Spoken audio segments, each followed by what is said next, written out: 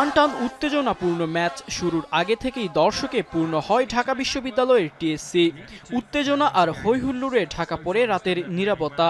সময় বাড়ার সাথে বাড়ে দর্শকদের হৃদস্পন্দন। আশা করি অ্যানচেলত্তি যেহেতু এবার আসছে, আশা করি এবার উইন হবে।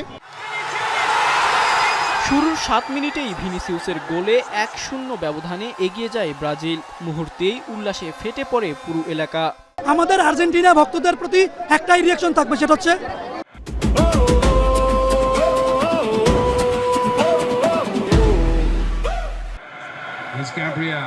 জয়ের দিকে অনেকটা এগিয়ে গেলেও পাগল ভক্তদের চোখ তখনও স্ক্রিনের দিকে।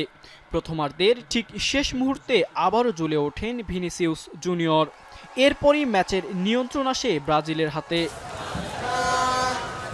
শেষার্ধের ৫৭ মিনিটে কুনিয়ার গোলে ৩-০ গোলের বড় ব্যবধানে এগিয়ে গেলে নেইমারদের জয় অনেকটা সহজ হয়ে যায়।